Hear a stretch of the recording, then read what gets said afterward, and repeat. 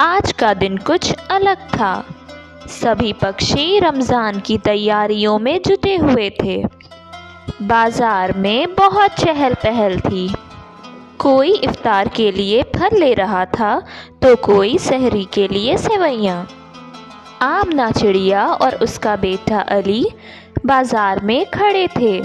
तभी अली अपनी माँ से पूछता है, माँ, आज बाज़ार में इतनी चहल पहल क्यों है? बेटे, कल से रमज़ान का मुबारक महीना शुरू हो रहा है। ये सभी लोग रमज़ान की तैयारियों में जुटे हैं। तो माँ, चलो ना हम भी कुछ खरीदते हैं। बेटे, हमारे पास इतना पैसा नहीं है कि हम ये सारी चीज़ें एक बार में ख़रीद सकें। तो माँ, फिर हम इफ्तार और सहरी में क्या खाएंगे? बेटा, अल्लाह कुछ न कुछ इंतज़ाम तो कर ही देगा।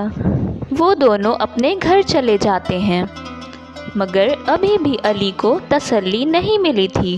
वो घर जाकर भी अपनी माँ से बोलता है, माँ, तो फिर आप ऐसा करें कि आप कल रोज़ा ना रखें। आपको तो काम पर भी जाना होता है, आपकी तबीयत बिगड़ सकती है। आमना फिर से वही बात दोहराती है। बेटा, अल्लाह बहुत बड़ा है।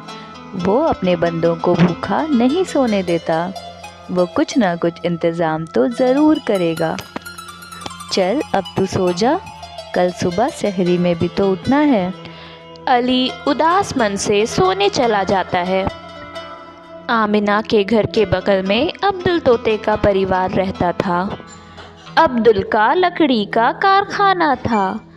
वो उससे बहुत अच्छी कमाई कर लेता था। अरे सारा बेगम, सहरी की तैयारियां हुई कि नहीं? हाँ जी, बस हो ही गई।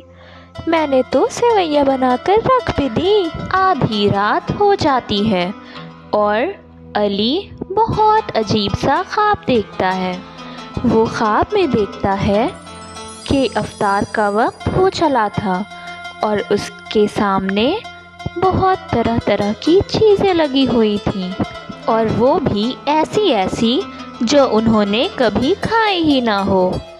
अली, बेटा अली, उठ जा। देख, सहरी का वक्त हो गया है। मैंने तो पानी पी लिया, तू भी पानी पीकर नमाज पढ़ने चला जा। वो आंखें खोलता है तो अपनी माँ को सामने खड़ा देखता है। अली पानी पीता है और नमाज के लिए निकल पड़ता है। सुबह हो जाती है। आमिना इफ्तार की तलाश में जंगल की ओर निकल पड़ती है। खाना ढूंढते ढूंढते उसे शाम हो जाती है। उसकी तबीयत ख़राब होने लगती है और वो चक्कर खाकर गिर जाती है। पास से ही कालू कौआ गुज़र रहा था। वो उसे ज़मीन पे पड़ा देख उठाकर उसके घर छोड़ आता है। बेटा, मैं जंगल की ओर उड़ रहा था, तभी मैंने इन्हें गिरा हुआ ज़मीन पर पाया। मैं इन्हें जल्दी जल्दी तुम्हारे पास लेकर आया हूँ, कहकर कालू कौआ वहाँ से चला जाता है। माँ, अज़ान बस होने ही वाली है। कल जो खजूर हम बाज़ार से लेकर आए थे वो तुम खा लेना और मैं पानी से रोज़े खोल लूँगा।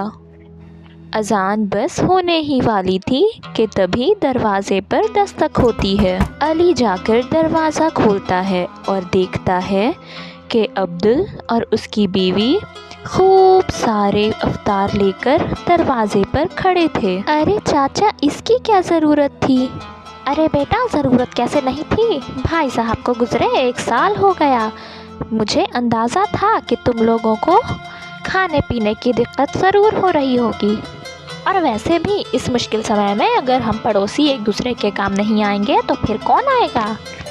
अच्छा, अब बातें छोड़ो और ये देखो, हम तुम लोगों के लिए इफ्तार लेकर आए हैं, इसे अंदर रख लो। और हाँ आमिना भाभी, कल हमारे यहाँ दावत है और आप लोग दोनों को ज़रूर आना है। इतना कहकर वो दोनों चले जाते हैं। आमिना अली से कहती है, देखा बेटा, मैंने आपसे कहा था ना, अल्लाह कोई ना कोई ज़रिया ज़रूर बनाता है।